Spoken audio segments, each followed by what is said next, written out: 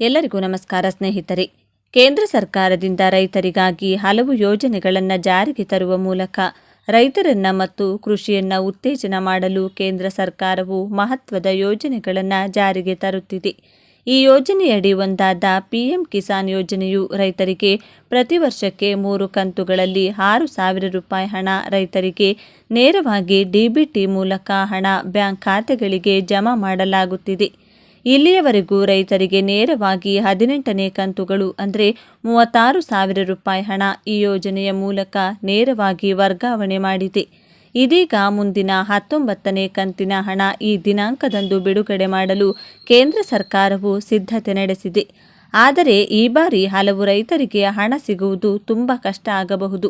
ಏಕೆಂದರೆ ಕೇಂದ್ರ ಸರ್ಕಾರವು ಇಂತಹ ರೈತರಿಗೆ ಬಿಗ್ ಶಾಕ್ ಕೂಡ ನೀಡಿದೆ. ಬನ್ನಿ, ಕೇಂದ್ರ ಸರ್ಕಾರ ಏನೆಲ್ಲ ಬದಲಾವಣೆ ಮಾಡಿದೆ, ಈ ಮುಂದಿನ ಕಂತಿನ ಹಣ ಯಾವಾಗ ಜಮಾ ಆಗಲಿದೆ ಎಂಬುದರ ಕುರಿತು ಕಂಪ್ಲೀಟ್ ಮಾಹಿತಿಯನ್ನು ಈ ವಿಡಿಯೋದಲ್ಲಿ ನೋಡೋಣ.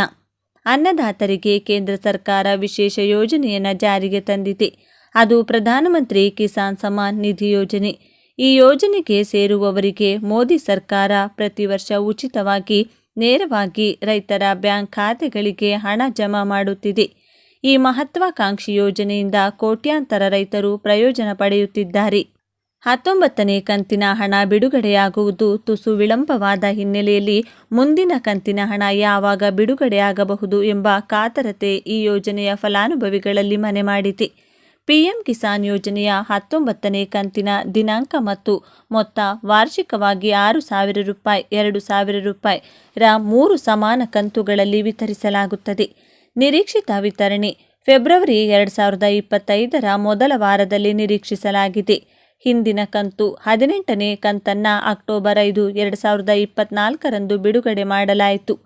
ಪಿಎಂ ಕಿಸಾನ್ ಯೋಜನೆಗೆ ಅರ್ಹರಾಗಲು ರೈತರು ಈ ಕೆಳಗಿನ ಅವಶ್ಯಕತೆಗಳನ್ನು ಪೂರೈಸಬೇಕು. ಮೊದಲಿಗೆ ಇಕೆವೈಸಿ ಪೂರ್ಣಗೊಳಿಸಬೇಕು. ನಂತರ ನಿಮ್ಮ ಬ್ಯಾಂಕ್ ಖಾತೆಯನ್ನು ಆಧಾರ್ನೊಂದಿಗೆ ಲಿಂಕ್ ಮಾಡಿರಬೇಕು. ನಿಮ್ಮ ಭೂ ದಾಖಲೆಗಳನ್ನು ಪರಿಶೀಲಿಸಿ ಸಲ್ಲಿಕೆ ಮಾಡಿರಬೇಕು. ಗೂಗಲ್ ಪ್ಲೇಸ್ಟೋರ್ನಲ್ಲಿ ಲಭ್ಯವಿರುವ ಪಿಎಂ ಕಿಸಾನ್ ಮೊಬೈಲ್ ಅಪ್ಲಿಕೇಶನ್ನಲ್ಲಿ ಮುಖದ ದೃಢೀಕರಣ ವೈಶಿಷ್ಟ್ಯವನ್ನು ಬಳಸಿಕೊಂಡು ರೈತರು ತಮ್ಮ ಇಕೆವೈಸಿಯನ್ನು ಮನೆಯಿಂದಲೇ ಸುಲಭವಾಗಿ ಪೂರ್ಣಗೊಳಿಸಬಹುದು. ಪರ್ಯಾಯವಾಗಿ ನೀವು ಅಧಿಕೃತ ಪಿಎಂ ಕಿಸಾನ್ ವೆಬ್ಸೈಟ್ಗೆ ಭೇಟಿ ನೀಡಬಹುದು ಮತ್ತು ಇಕೆವೈಸಿ ಆಯ್ಕೆಯನ್ನು ಆಯ್ಕೆ ಮಾಡಬಹುದು. ನೀವು ತೊಂದರೆಗಳನ್ನು ಎದುರಿಸಿದರೆ ನಿಮ್ಮ ಹತ್ತಿರದ ಸಾಮಾನ್ಯ ಸೇವಾ ಕೇಂದ್ರದಲ್ಲಿ ಸಹಾಯ ಲಭ್ಯವಿದೆ. ಪಿಎಂ ಕಿಸಾನ್ ಹಣವನ್ನು ನೇರ ಲಾಭ ವರ್ಗಾವಣೆ ವ್ಯವಸ್ಥೆಯ ಮೂಲಕ ಫಲಾನುಭವಿಗಳ ಖಾತೆಗಳಿಗೆ ನೇರವಾಗಿ ವರ್ಗಾಯಿಸಲಾಗುತ್ತದೆ. ನಿಮ್ಮ ಬ್ಯಾಂಕ್ ಖಾತೆಯನ್ನು ನಿಮ್ಮ ಆಧಾರ್ ಸಂಖ್ಯೆಯೊಂದಿಗೆ ಲಿಂಕ್ ಮಾಡುವುದು ಅತ್ಯಗತ್ಯ. ನೀವು ಯೋಜನೆಗೆ ಅರ್ಜಿ ಸಲ್ಲಿಸಿದರೆ ಈ ಸಂಪರ್ಕವನ್ನು ಪರಿಶೀಲಿಸಲು ಖಚಿತಪಡಿಸಿಕೊಳ್ಳಿ. ಡಿಬಿಟಿ ಆಯ್ಕೆಯನ್ನು ಸಕ್ರಿಯಗೊಳಿಸಲಾಗಿದೆ ಎಂದು ಖಚಿತಪಡಿಸಿಕೊಳ್ಳಿ. ಇಲ್ಲದಿದ್ದರೆ 2,000 ರೂಪಾಯಿ ಕಂತು ಜಮಾ ಆಗುವುದಿಲ್ಲ.